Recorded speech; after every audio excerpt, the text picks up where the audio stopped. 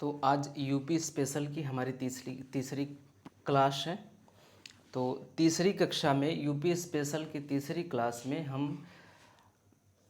उत्तर प्रदेश का इतिहास लेकर आए हैं। तो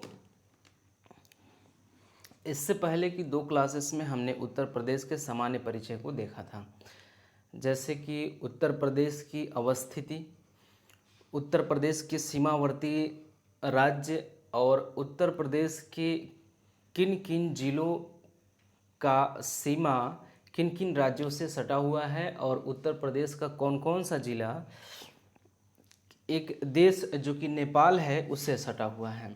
इसके बाद वो जो उसका उत्तर प्रदेश का अक्षांशीय विस्तार, देशांतरी विस्तार, इन सब बातों पे चर्चा हुई थी एक और दो क्लास में। ये तीसरी क्लास है यूपी स्पेशल की और इसमें आज से उत्तर प्रदेश का इतिहास का अध्ययन किया जाएगा। तो इतिहास की पहली क्लास और यूपी स्पेशल की तीसरी क्लास है ये। तो जब हम उत्तर प्रदेश के इतिहास की चर्चा कर रहे होंगे तो जैसे हम पाषाण काल को लेकर चल रहे हैं तो पाषाण काल के उन्हीं बिंदुओं को हम लोग उठाएंगे, उन्हीं टॉपिक्स पे चर्चा होगी जो कि किसी न किसी तरह से उत्तर प्रदेश से संबंधित होंगे। उत्तर प्रदेश से इतर अगर कोई टॉपिक है पाषाण काल से संबंधित तो उसकी बात यहाँ पे नहीं की जाएगी, क्योंकि अगर पाषाण काल के सभी पहलुओं को अगर हम लोग यहाँ देखना स्टार्ट कर देंगे तो ये फिर यूपी स्पेशल की क्लास नहीं रह जाएगी। अब चूँकि ये यूपी स्पेशल का क्लास है, इसलिए इतिहास के प्रत्येक पाठ, प्रत्येक लेसन के उन्हीं पहलुओं पे बात होगी जो किसी न किसी तरह से प्रत्यक्ष या अप्रत्यक्ष रूप से उत्तर प्रदेश से जुड़े होंगे। और दूसरी बात ये कि अगर उत्तर प्रदेश से जुड़ा कोई ऐसा मुद्दा है जिसको समझने के लिए हमें अन्य टॉपिक की आवश्यकता है तो उस पर बात कर ली जाएगी। ऐसा नहीं है कि अगर यूपी स्पेशल की बात हो रही है तो सिर्फ और सिर्फ उत्तर प्रदेश से संबंधित बिंदुओं पर बात होगी। तो अगर किसी भी अन्य टॉपिक की आवश्यकता पड़ती है उसको समझने के लिए तो वो भी ले लिया जाएगा। तो शुरू करते हैं। अब देखते हैं कि जो उत्तर प्रदेश का इतिहास है वो जो इतिहास है साक्ष्य के आधार पे इतिहास को तीन भागों में बांटा जाता है। अगर हम पूरे भारत के इतिहास को अगर पढ़ रहे होंगे तो पहले तो हम समझते हैं कि इतिहास का शाब्दिक अर्थ क्या होता है, और उससे पहले हम लोग पढ़ते हैं साहित्यिक स्रोत। ये सब जानने के बाद साहित्यिक स्रोत पढ़ते हैं। उसके बाद इतिहास का विभाजन कई लोगों ने कई आधार पे, जैसे हिंदू काल, मुस्लिम काल, ईसाई काल, ये सब इतिहास के विभाजन हमें सामने देखने को मिलते हैं। तो वो हम भारत का इतिहास पढ़ रहे होते हैं तो वहाँ देखते हैं। क्योंकि हम उत्तर प्रदेश का इतिहास पढ़ रहे हैं तो उत्तर प्रदेश से संबंधित कुछ बातें देखेंगे और उससे थोड़ा सा अधिक हम लोग उससे पहले एक भूमिका तैयार करते हैं उत्तर प्रदेश के इतिहास पढ़ने से पहले। तो साक्ष्य के आधार पर इतिहास का वर्गीकरण तीन रूपों में होता है। जो पहला है वो प्रागैतिहासिक काल है, प्रागैतिहासिक काल, दूसरा आद्य ऐतिहासिक काल और तीसरा जो है वो ऐतिहासिक काल है। ये तीन भागों में साक्ष्य के आधार पे इतिहास को बांटा जाता है। जो पहला है प्रागैतिहासिक काल, इसमें दो विशेषताएं हमें देखने को मिलती हैं। पहली विशेषता ये है कि प्रागैतिहासिक काल में, जो प्रागैतिहासिक काल है ना, प्रागैतिहासिक काल में लिखित साक्ष्य उपलब्ध नहीं है। लिखित साक्ष्य उपलब्ध नहीं है। यहाँ के इतिहास को, ये एक ऐसा कालखंड है प्रागैतिहासिक काल कि अगर इसके इतिहास को हमें जानना है, इसके बारे में अगर हमें पढ़ना है तो हमें साहित्यिक स्रोत प्राप्त नहीं है। हम सिर्फ पुरातात्विक स्रोतों के आधार पे इस काल के इतिहास का अध्ययन कर पाएंगे।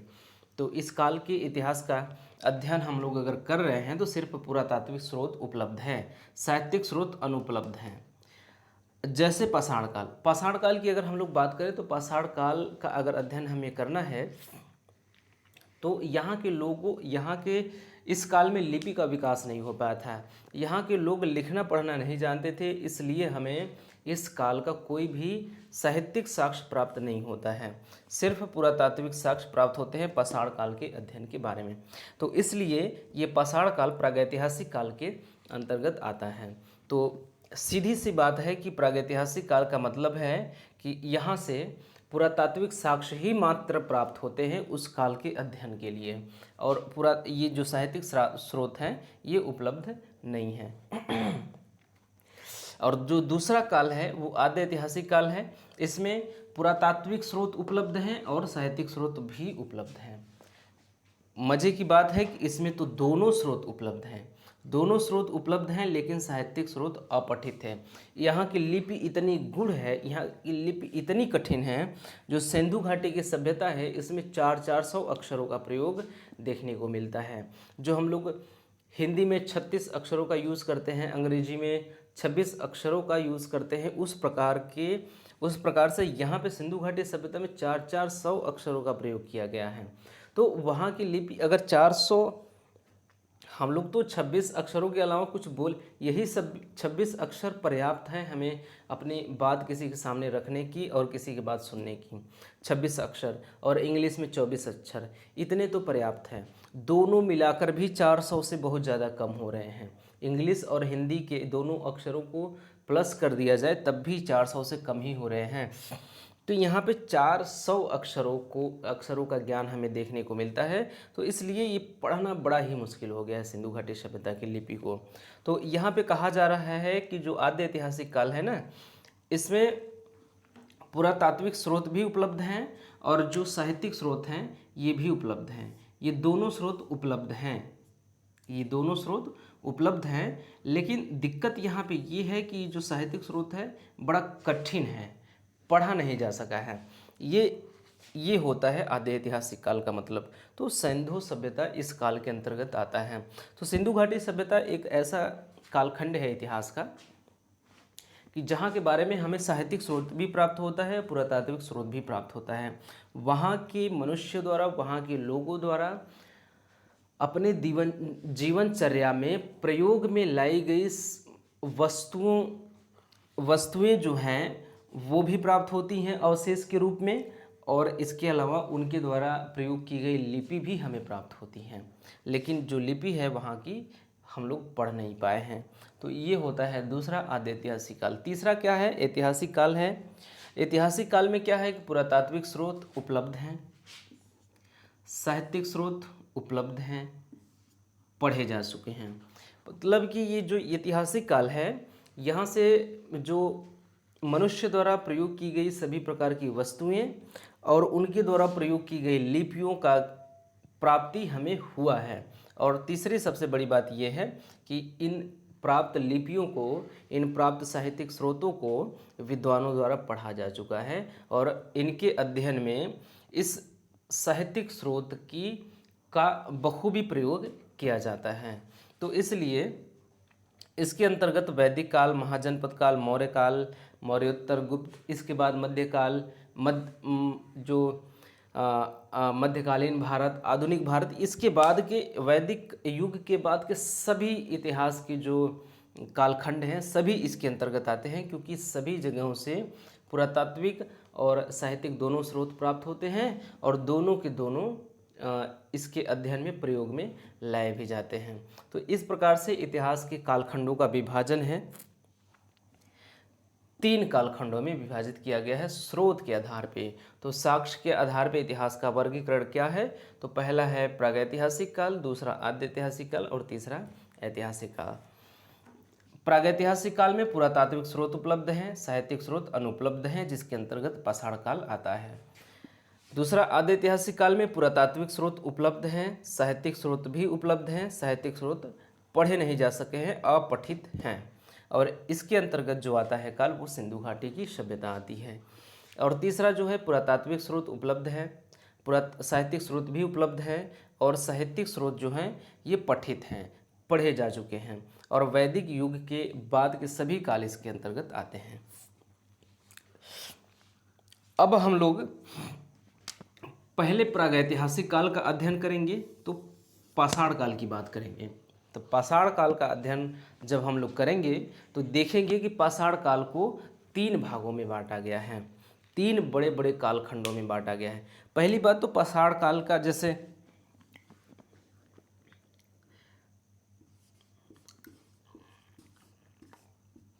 रोटी, कपड़ा,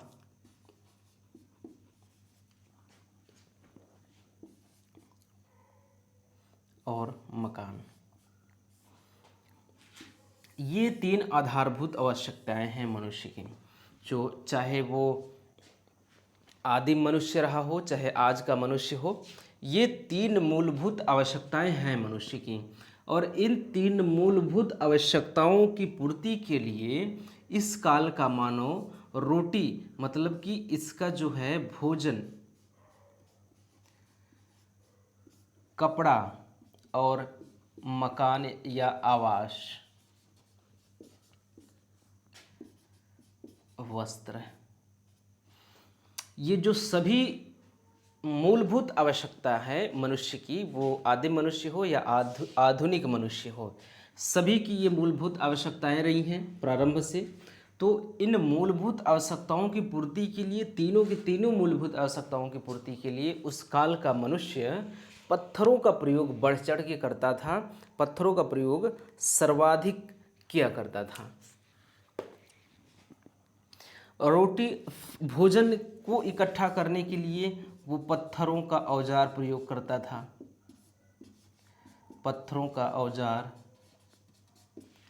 वस्त्र पत्थरों के कपड़ा नहीं बनाया करता था, जो पत्थरों के औजार से ही जानवरों को मारना, पत्थरों के औजार से ही उनकी खाल निकालना और उनके कपड़े बनाना, ये पत्थरों के औजार से ही संभव हो पाता था। और पत्थरों के मकान, मतलब कि ये जो पत्थर इस प्रकार से रहते थे,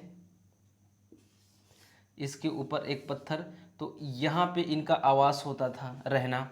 पत्थरों के अलावा ये कंदराओं आदि में भी रहा करते थे। ये कंदराएं जो, जैसे ये बड़े बड़े पेड़ पौधे, झाड़ी हो गई या बांस हो गए, तो कुछ समय बाद ये झुक के इस तरह की संरचना बना लेते थे, तो इसमें रहने योग्य जगह बन जाता था, इसमें रहा करते थे। तो पत्थरों के भी आवास में, मकान में, गुफाओं में रहा करते थे। तो रोटी, कपड़ा और मकान, तीनों मूलभूत आवश्यकताओं की पूर्ति किसके द्वारा की जाती थी? तो पत्थरों को ही आधार बनाया जाता था। तो चूंकि तीनों मूलभूत आवश्यकताओं की पूर्ति पत्थरों के सहारे ही किया जाता था, पत्थरों से भोजन इकट्ठा करना, पत्थरों से कपड़े बनाना और पत्थरों के आवास में रहना, इन सभी मूलभूत आवश्यकताओं की पूर्ति पत्थरों द्वारा ही हुआ करता था। तो अब चूंकि पत्थरों का प्रयोग बहुतायत रूप से किया जाता था, तो अब पत्थर का अर्थ होता है पाषाण। पाषाण का मतलब होता है पत्थर, पत्थर। इसलिए इस काल को पाषाण काल कहा जाने लगा, क्योंकि यहाँ के लोगों द्वारा अधिक से अधिक पत्थरों का ही प्रयोग किया जाता था। ये बात हुई। तो अब पाषाण काल जो है, पाषाण काल इतना बड़ा कालखंड है, तो इसके अध्ययन की सुविधा के लिए, कि इसका अध्ययन बड़े आसानी से, बड़े आराम से हो सके, इसको आराम से पढ़ा जा सके, इसमें कोई दिक्कत ना आए, तो इस दिक्कत से बचने के लिए पाषाण काल को 3 भागों में बांट दिया गया, क्योंकि ये बहुत बड़ा कालखंड है। कहा जाता है कि जो मानव इतिहास है, जब से मनुष्य ने जन्म ले लिया पृथ्वी पे, तब से अब तक का जो मानव सभ्य हुआ है, वो 10% समय में, जैसे कि अगर 100 वर्ष पहले मानव का जन्म हुआ है, तो इसमें से 10 वर्ष पहले ही मनुष्य ने कृषि करना सीखा, सभ्य हुआ। मनुष्य सभ्यता को प्राप्त किया कब? सिर्फ 10% हिस्सा, पूरा का पूरा समय अगर मिला लें, जब से मनुष्य का जन्म हुआ आज तक जितना भी समय लगा, तब से अब तक, उन समय में से सिर्फ 10% समय ही ऐसा है जिसमें मनुष्य सभ्य रहा हो, सभ्यता को प्राप्त किया हो। तो अगर 100 साल पहले किसी जन्म हुआ है पृथ्वी पे मनुष्य का, तो उसमें से 90 साल ऐसे ही बीते हैं। 10 वर्ष ही ऐसे हैं जिसमें सभ्य हुए हैं हम लोग। तो इतना बड़ा कालखंड है ये। इतना बड़ा कालखंड होने की वजह से इसको फिर 3 भागों में बांटा गया ताकि आराम से इसका अध्ययन किया जा सके। तो पहले तो इसके बाद जो अध्ययन की सुविधा से तो बांटा ही गया है। पहली बात तो जैसे एक है पूरा पाषाण काल, तो मध्य पाषाण काल, इसके बीच के जो एक क्रांतिकारी परिवर्तन देखने को मिलता है। यहाँ से पूरा पाषाण काल से मध्य पाषाण काल का जो बीच का जो अंतर है, ये यहाँ पे मनुष्य का रहना, खाना पीना और कुछ, और फिर कृषि, पशुपालन और भोजन को पकाकर खाना, आग की खोज जैसे महत्वपूर्ण बिंदुओं को आधार बनाया गया है इसके परिवर्तन में, मतलब इसके विभाजन में इन महत्वपूर्ण बिंदुओं को आधार बनाया गया है।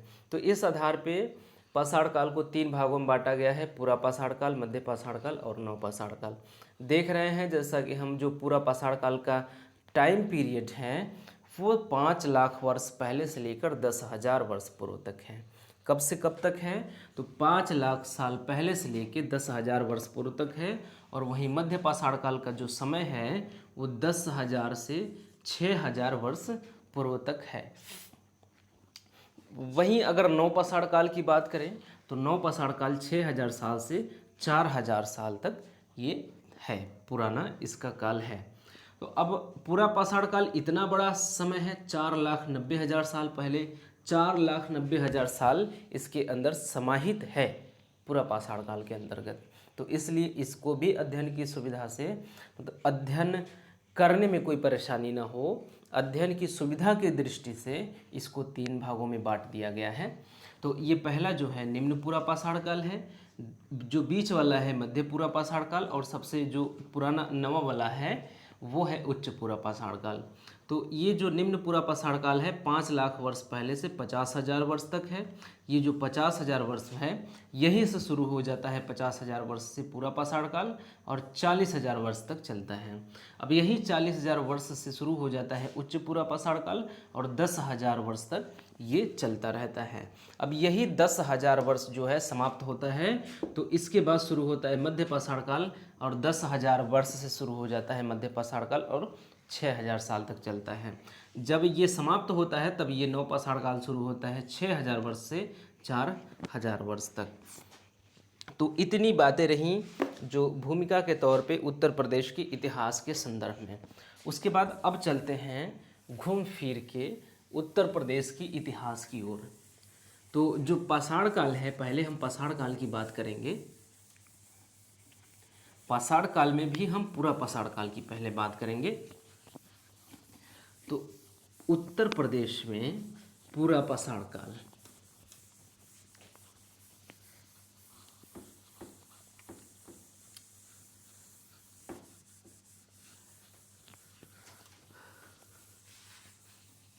अगर हम उत्तर प्रदेश में पूरा पाषाण काल की बात करें तो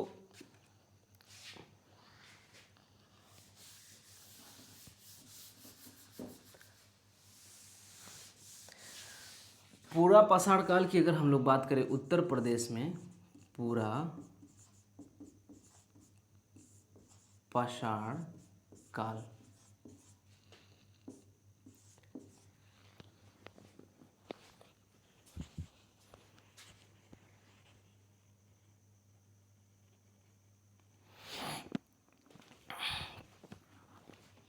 एक स्थल इसमें जो महत्वपूर्ण है पूरा पाषाण काल में, तो पूरा पाषाण काल की जब हम बात करेंगे तो ऐसे सिर्फ उन स्थलों की बात करेंगे जो कि पूरा पाषाण काल से संबंधित होंगे और प्लस उत्तर प्रदेश के होंगे, तो इनकी चर्चा करेंगे हम लोग। तो पहले जो देखें हम, तो एक टोंस नदी है, टोंस नदी की बात करें तो टोंस नदी जो है वो कहाँ बहती है? टोंस नदी उत्तर प्रदेश के सोनभद्र, मिर्ज़ापुर और इलाहाबाद में। टोंस नदी बहती कहाँ है? तो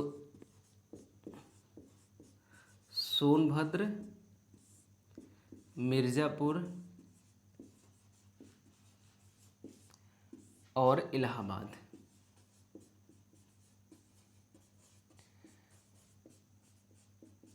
इलाहाबाद में बहने वाली एक नदी है टोंस।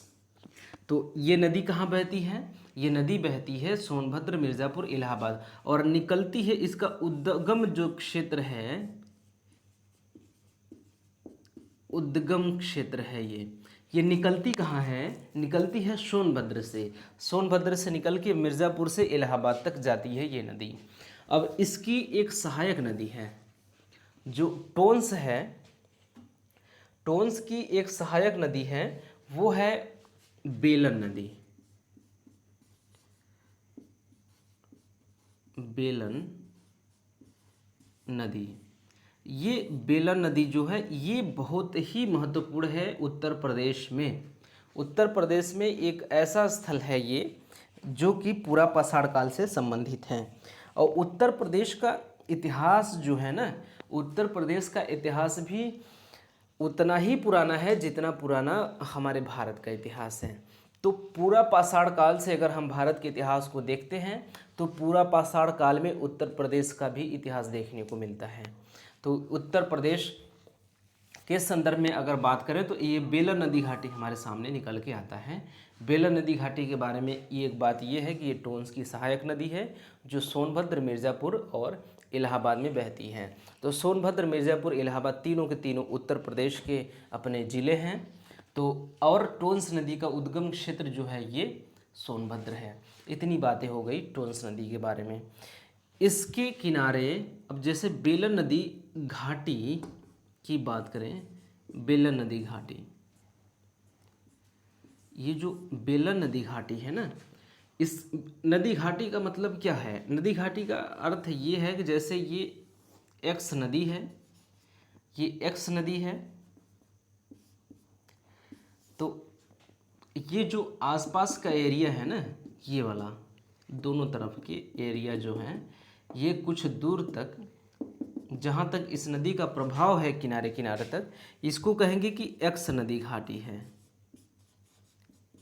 एक्स नदी घाटी ये नदी है, इसके इस पार और इस पार दोनों किनारे का जो एरिया है, जो क्षेत्र है, उसको एक्स नदी घाटी कहेंगे। तो बेलन नदी घाटी का सीधा सा मतलब ये होगा कि बेलन नदी के जो बेलन नदी है, बेलन नदी के आसपास का क्षेत्र जो है, तो बेलन नदी के आसपास के क्षेत्र में एक स्थान है, उसका नाम है चौपानी मांडू। चौपानी मांडू। और एक स्थान है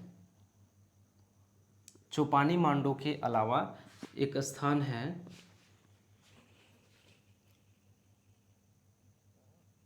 लोहंदा नाला।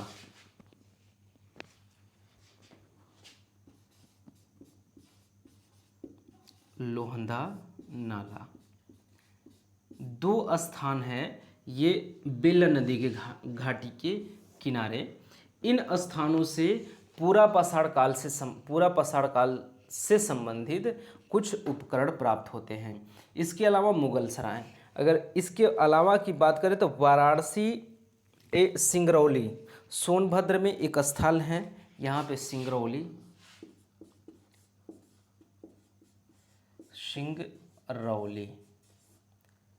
सिंगरौली है।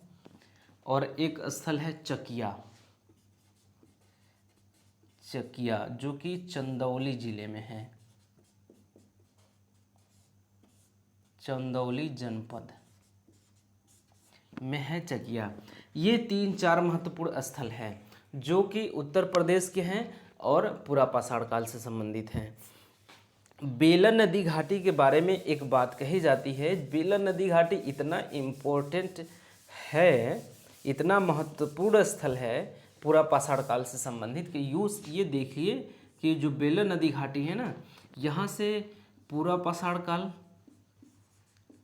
मध्य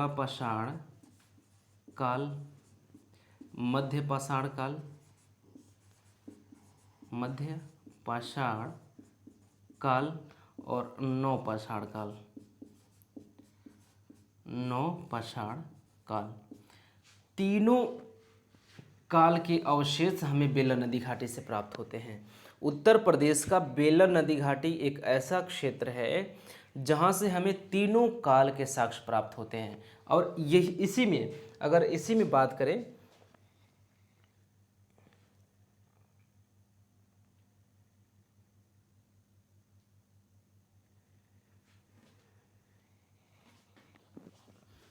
तो ये जो यही महत्वपूर्ण स्थल है जहाँ से तीनों प्रकार के, तीनों काल के हमें साक्ष्य प्राप्त होते हैं। तीनों काल के उपकरण हमें कहाँ से प्राप्त होते हैं? चूपानी मांडव से।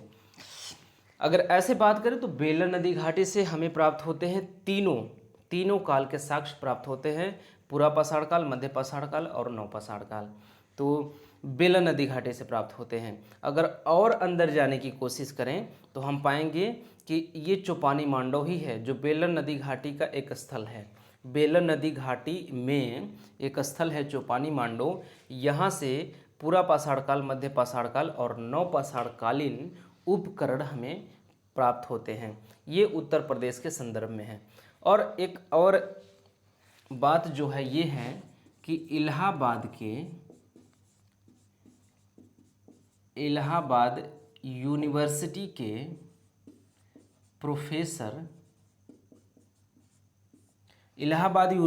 के एक प्रोफेसर थे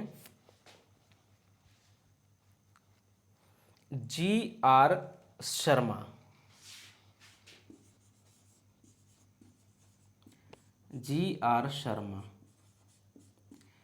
इन्हीं के द्वारा बेलन नदी घाटी का उत्खनन कार्य करवाया गया। बेलन नदी घाटी का उत्खनन कार्य, बेलन नदी घाटी का उत्खनन कार्य किसने करवाया था? तो इलाहाबाद यूनिवर्सिटी के जो प्रोफेसर थे वो पूर्व अध्यक्ष भी थे। तो इनका नाम था जी.आर. शर्मा। इन्होंने बेलन नदी घाटी का उत्खनन कार्य विस्तार से करवाया। इन्हीं की देखरेख में बेलन नदी घाटी या इन चूपानी मांडव और लोहदा नाला नामक स्थल का जो उत्खनन है इन्हीं के द्वारा कराया गया। तो इतनी बातें हो गई इसके बारे में। तो इतनी बातें हम लोग लिख लेते हैं। तो देखिए हम लोग इसको लिखते कैसे हैं, इसको शब्दों में ढालते हैं। यहाँ पे तो हम लोगों ने सब समझ लिया कि क्या क्या है इसके बारे में।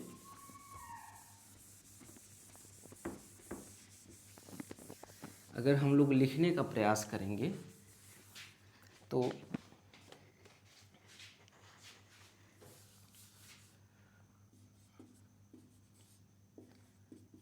उत्तर प्रदेश में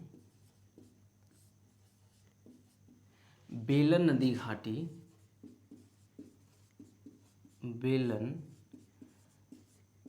घाटी,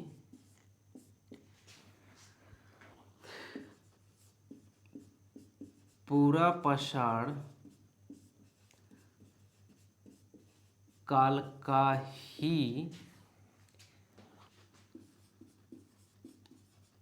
महत्वपूर्ण स्थल नहीं है, बल्कि मध्यपाषाण काल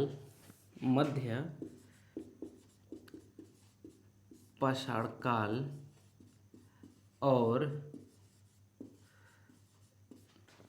नवपाषाण काल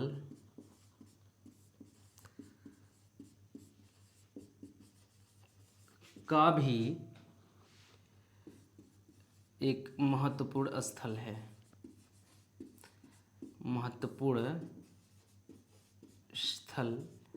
है, ये सामान्य सी बात है जो हमने अभी यहाँ पे समझा था कि ये जो बेलन नदी घाटी है ना, बेलन नदी घाटी पुरापाषाण काल, मध्यपाषाण काल और नवपाषाण काल तीनों के संबंध में एक महत्वपूर्ण स्थल है। तीनों काल के अवशेष हमें बेलन नदी घाटी से प्राप्त होते हैं। चूपानी मांडव से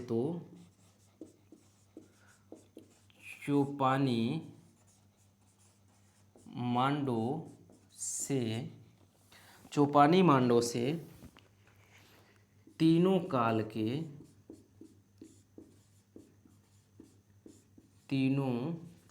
काल पुरापाषाण काल, मध्यपाषाण काल,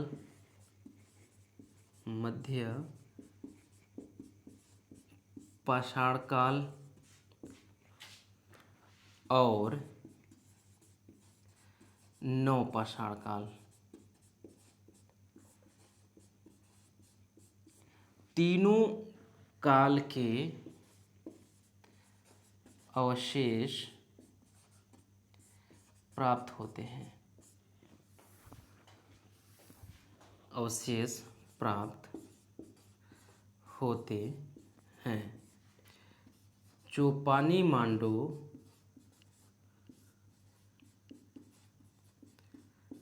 और लोहंदा नाला बेलन नदी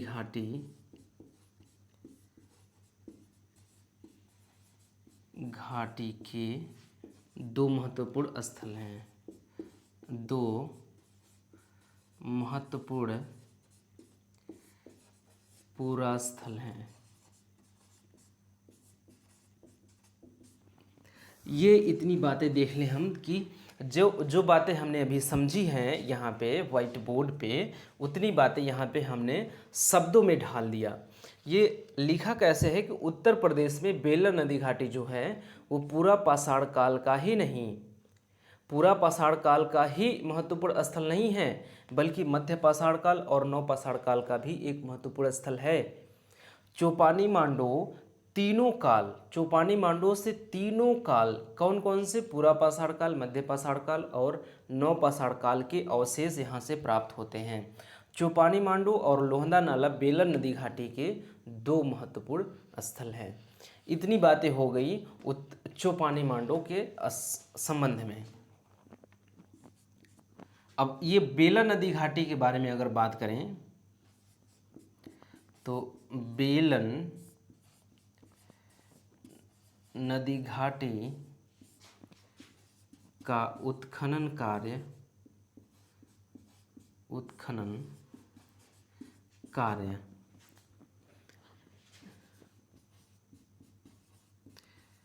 इलाहाबाद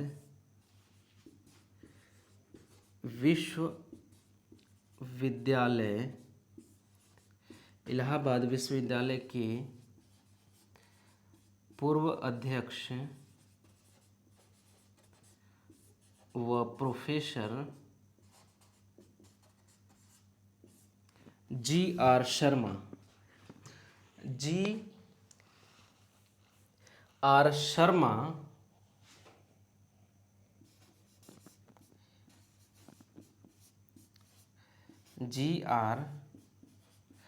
शर्मा बेलन नदी घाटी का उत्खनन कार्य इलाहाबाद विश्वविद्यालय के पूर्व अध्यक्ष व प्रोफेसर जी.आर. शर्मा के नेतृत्व में किया गया। बेलन नदी घाटी के बारे में इतनी बातें हमने देख ली। और अगर बेलन नदी घाटी के बारे में अगर हम लोग देखना चाहें तो चोपानी मांडो से चर्ट के जो चोपानी मांडो है, चोपानी मांडो से चर्ट नामक पत्थर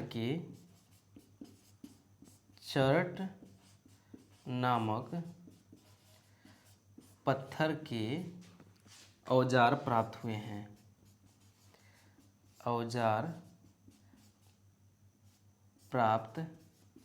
हुए हैं। तो चोपानी मांडो के बारे में इतनी बातें हैं। तो उत्तर प्रदेश में पूरा पाषाण काल के संदर्भ में अगर हम लोग बात करें तो क्वार्टजाइट नामक पत्थर का भी प्रयोग किया जाता था औजार बनाने में।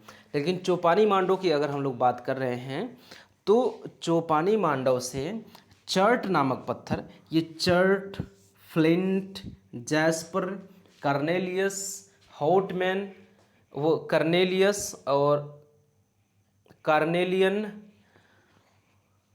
क्वार्टजाइट, ऐसे ऐसे पत्थर थे जो पाषाण काल के जो मनुष्य थे, जो मानव थे पाषाण काल के, वो इन पत्थरों के औजार बनाया करते थे। तो इन्हीं पत्थरों में से एक हुआ करता था चर्ट। तो वही चोपानी मांडो से चर्ट नामक पत्थर का ही औजार मिला है। इसके अलावा चोपानी मांडो से एक अद्भुत सा जो वो अवशेष मिला है वो है कि हड्डी से बना एक सुंदर मूर्ति मिली है। हड्डी से हड्डी निर्मित एक सुंदर अस्थि निर्मित मात्र देवी की मूर्ति मिली है। ये लोहंदा नाला से मिला है। जो दूसरा जो फैक्ट निकल के सामने आता है, बेलन नदी घाटी के लोहंदा नाला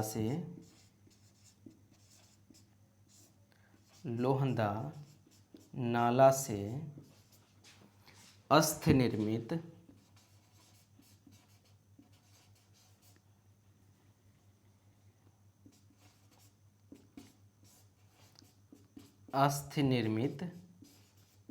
मात्र देवी की मूर्ति प्राप्त हुई है। मात्र देवी की मूर्ति प्राप्त हुई है। ये मूर्ति काफ़ी सुंदर है, बेहद सुंदर है। ऐसा कहा जाता है कि इस प्रकार की मूर्ति पूरा पाषाण काल से जो संबंधित हो, पूरे के पूरे भारत में कहीं से भी नहीं प्राप्त हुई है।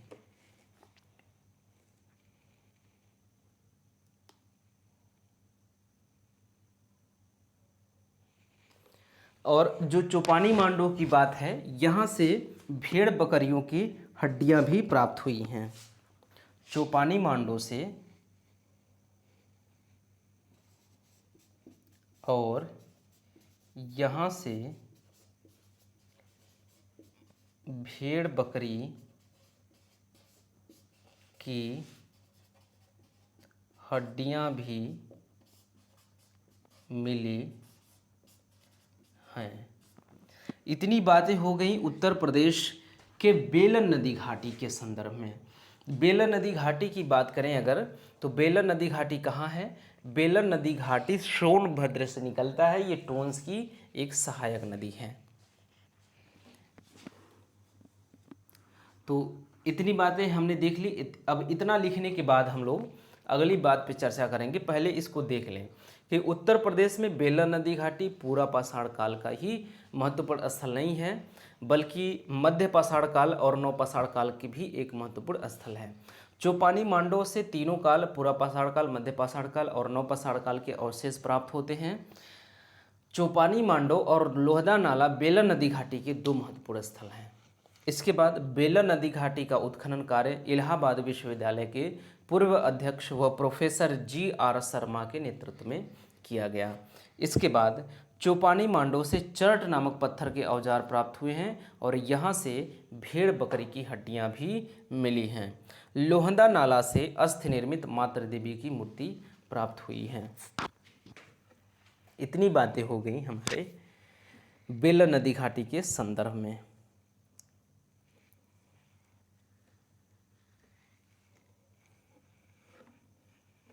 यहाँ से जो लोहंदा नाला है, यहाँ से लघु पाषाण उपकरण भी प्राप्त हुए हैं। इसके अलावा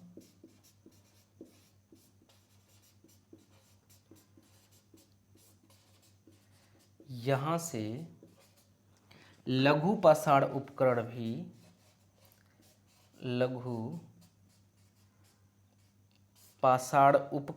प्राप्त हुए हैं। उपकरण भी प्राप्त हुए हैं। ये इतनी बातें हो गई बेलन नदी घाटी के संदर्भ में।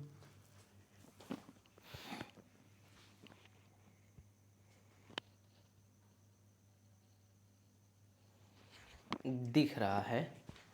तो आगे की जो बात है, इतनी बातें हमने लिख ली और उम्मीद है कि आप लोगों ने भी इस बात को लिख लिया होगा। इसके बाद जो बात बची है उसको भी यहाँ पे नोट करते हैं।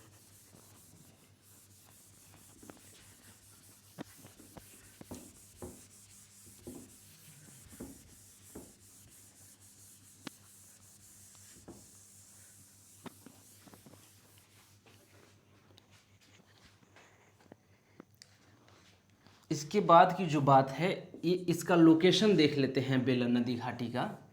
तो बेलन नदी घाटी क्या है? टोंस नदी, टोंस नदी सोनभद्र मिर्ज़ापुर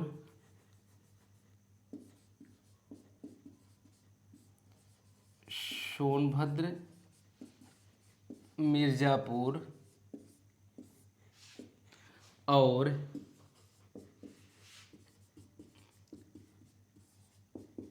प्रयागराज में बहती है, जिसका उद्गम स्थल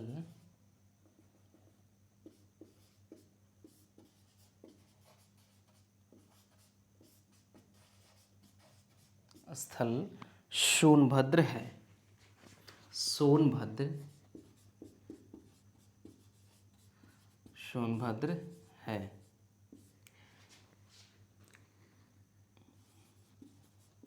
ध्यातव्य है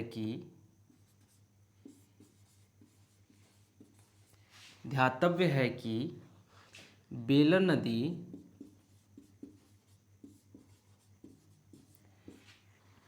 टोंस की सहायक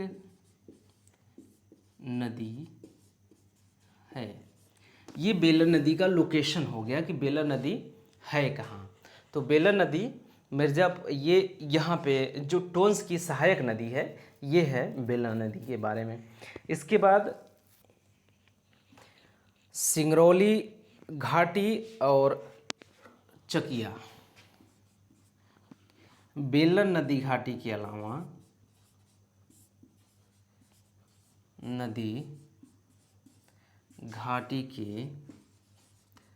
अलावा यूपी के अन्य क्षेत्रों से भी पूरा पाषाण काल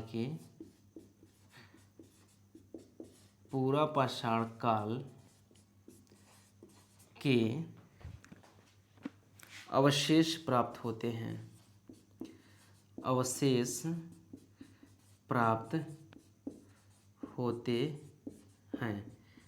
जैसे सिंगरौली घाटी,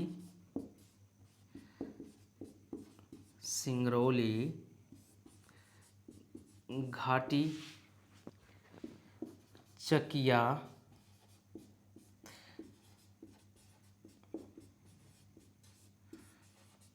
चंदौली जनपद में है आदि। तो इसके अलावा भी उत्तर प्रदेश में कुछ प्रमुख स्थल हैं जहाँ से पूरा पाषाण कालीन संबंधी जो उपकरण हैं, जो अवशेष हैं, वो हमें देखने को मिलते हैं।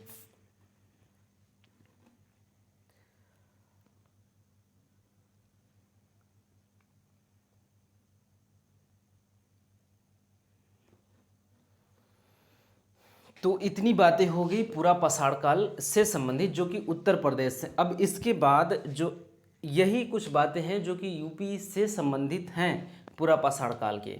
इसके बाद जो सारी बातें हैं वो कहीं और की हैं, तो वो इतिहास जब पढ़ा जाता है तो वो पढ़ा जाता है वहाँ पे।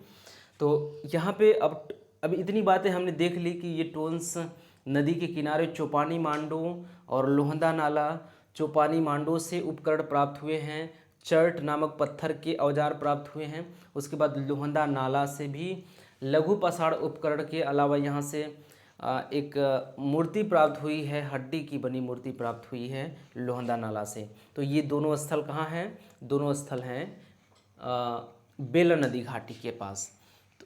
तो ये जो बेलन नदी घाटी है, ये है बेलन नदी घाटी है। बेलन नदी घाटी का लोकेशन हम अगर देखें तो टोंस नदी जो है, टोंस नदी सोनभद्र, मिर्ज़ापुर और प्रयागराज में बहती है, जिसका उद्गम स्थल सोनभद्र है। तो ध्यातव्य है कि बेलन नदी घाटी टोंस की ही सहायक नदी है।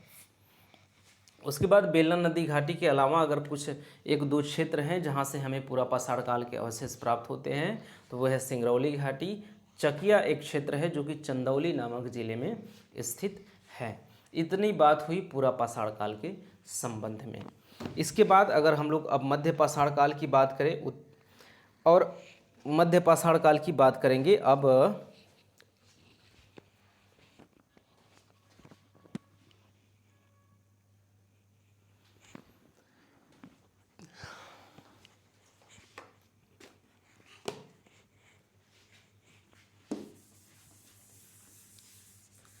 पूरा पाषाण काल हुआ समाप्त उत्तर प्रदेश के संदर्भ में।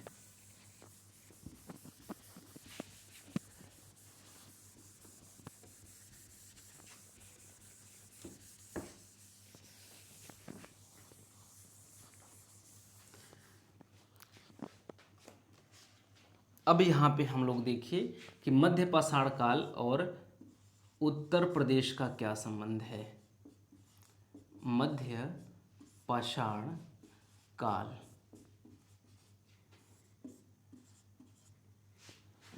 मध्य पाषाण काल की बात करें तो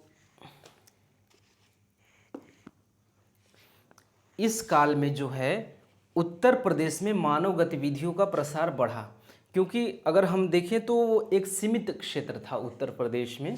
जो हम पूरा पाषाण काल की बात कर रहे थे तो ये बेलन नदी घाटी जो था एक सीमित क्षेत्र था। बेलन नदी घाटी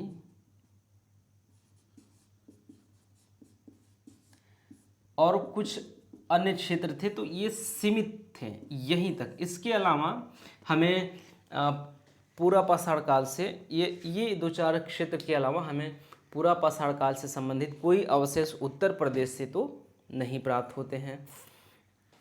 अब लेकिन जब मध्य पाषाण काल की बात आती है तो धीरे धीरे यहाँ से जो बेलन नदी घाटी है यहाँ से इन लोगों का विस्तार या प्रसार होता है, इनका विसरण होता है और आगे बढ़ते हैं। तो अब इनका जो स्थान है यहाँ के अलावा जो हमने कहा था कि बेलन नदी घाटी से तीनों काल के स्थल हमें मिलते हैं। ये चुपानी मांडो से कहाँ, ये मध्य पाषाण, पूरा पाषाण काल, मध्य पाषाण काल और नवपाषाण काल, तो यहाँ तो रहेंगे ही। यहाँ से अन्य क्षेत्रों में भी इनके जो आगे की पीढ़ी रही होगी वो विचरित करते हुए अन्य क्षेत्रों में भी गई होगी। तो यहाँ से इस क्षेत्र के अलावा ये क्षेत्र तो मिलेगा ही, क्योंकि हमने देखा है कि मध्य पाषाण काल का भी अवशेष बेलन नदी घाटी से मिला है, तो ये तो रहेगा ही। बेलन नदी घाटी का जो चुपानी मांडो है, चुपानी मांडो, विशेषकर चुपानी मांडो तो क्षेत्र तो इसमें शामिल रहेगा ही नवपाषाण काल में। इसके अलावा अन्य क्षेत्रों में भी ये निकले तो उन क्षेत्रों की भी यहाँ पे चर्चा होनी है।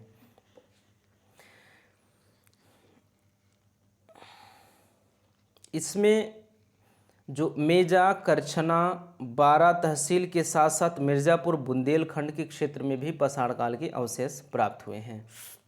तो कहाँ कहाँ? इलाहाबाद ज़िले के मेजा, करछना, बारा। अगर इलाहाबाद ज़िले की बात करें तो इलाहाबाद ज़िले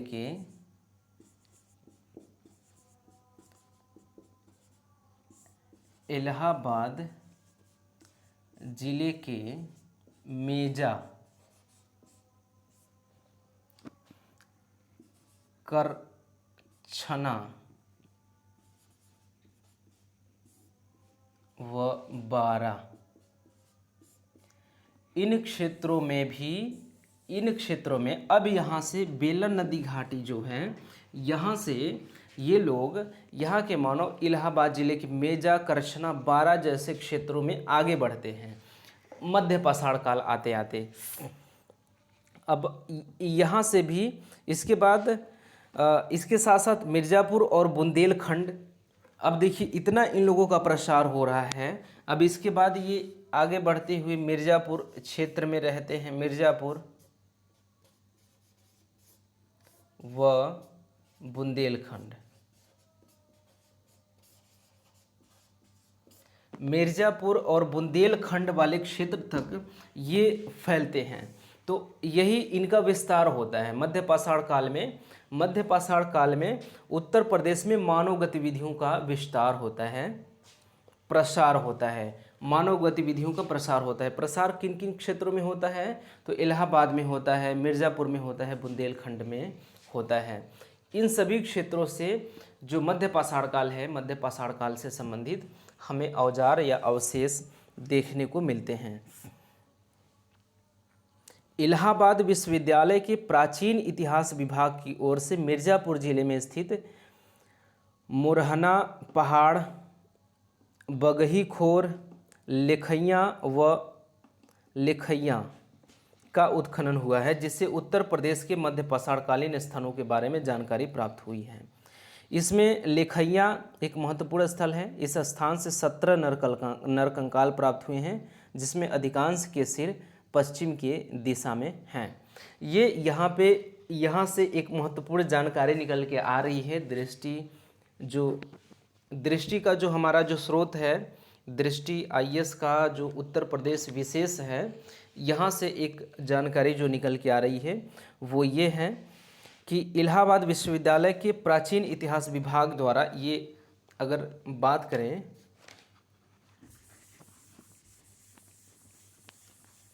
इलाहाबाद विश्वविद्यालय का प्राचीन इतिहास विभाग,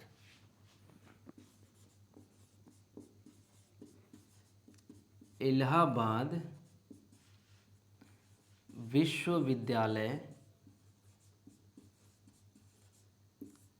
का प्राचीन इतिहास विभाग, प्राचीन इतिहास विभाग की अगर हम लोग बात करें तो इस विभाग द्वारा मिर्ज़ापुर क्षेत्र का उत्खनन बढ़ चढ़ के कराया गया। मिर्ज़ापुर जिले में स्थित मुरहना पहाड़, बगही खोर,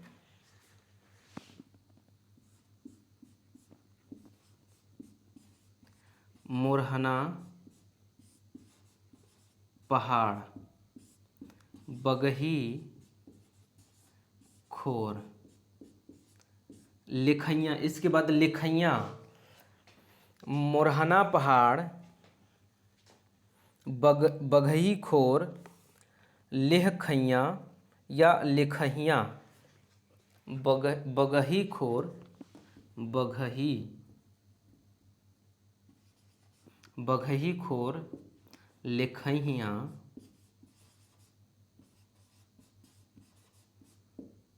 लेखैया, इसके अलावा लेखैया,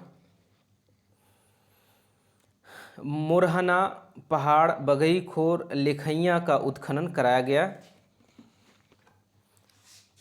ये कहाँ हैं? ये जो तीनों स्थल हैं ये कहाँ देखने को मिलते हैं? तो ये हैं मिर्ज़ापुर जिले में, मिर्ज़ापुर जिले में, मिर्ज़ापुर जनपद, मिर्ज़ापुर जनपद का ये स्थल, मिर्ज़ापुर जनपद का मुरहना पहाड़, बगही खोर, लेखैया, बगही खोर, लेखैया और मुरहना में ये उत्खनन कराया गया इलाहाबाद विश्वविद्यालय के प्राचीन विभाग द्वारा। और इसमें जो ये तीनों स्थल हैं ये कहाँ हैं? मिर्ज़ापुर जिले में स्थित हैं। तो यहाँ से मध्य पाषाणकालीन स्थल जो पुरावशेष हैं ये बड़ी मात्रा में यहाँ से प्राप्त हुए हैं। यहाँ से एक जो महत्वपूर्ण स्थल हैं इसमें से लेखैया एक महत्वपूर्ण स्थल है। यहाँ से 17 नरकंकाल प्राप्त हुए हैं। जो लेखैया के बारे में यहाँ बात हो रही है, यहाँ से 17 नरकंकाल प्राप्त हो रहे हैं, 17 नरकंकाल यहाँ से प्राप्त हुए हैं लेखैया से। और इसमें ये जो इनकी और एक विशेषता है वो ये है कि सभी के जो सिर है पश्चिम की दिशा में हैं। अधिकांश के जो सिर हैं वो पश्चिम दिशा में हैं। अधिकांश के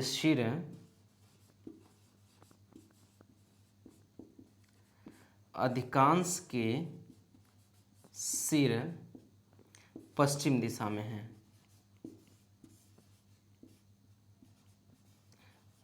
पश्चिम दिशा में हैं। ये इतनी बातें हो गई मध्य पाषाण काल के संदर्भ में जो उत्तर प्रदेश से संबंधित हैं।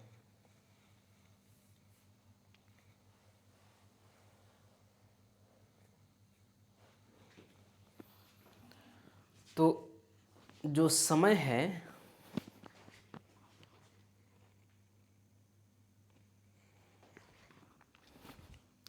5 मिनट का समय और शेष रह जाता है। तो इसमें एक और जो जानकारी निकल के आ रही है, इलाहाबाद ज़िले की मेजा तहसील में, अगर यहाँ से बात करें तो मेजा तहसील में स्थित चौपानी मांडो से भी मध्य पाषाण काल के जो अवशेष हैं यहाँ से प्राप्त होते हैं। कहाँ से? चौपानी मांडो से। चौपानी मांडो से यहाँ से मध्य पाषाणकालीन स्थल प्राप्त होते हैं। तो चौपानी मांडो है कहाँ? तो चौपानी मांडो जो है वो मेजा में है, मेजा। और ये मेजा कहाँ है? ये मेजा है प्रयागराज में,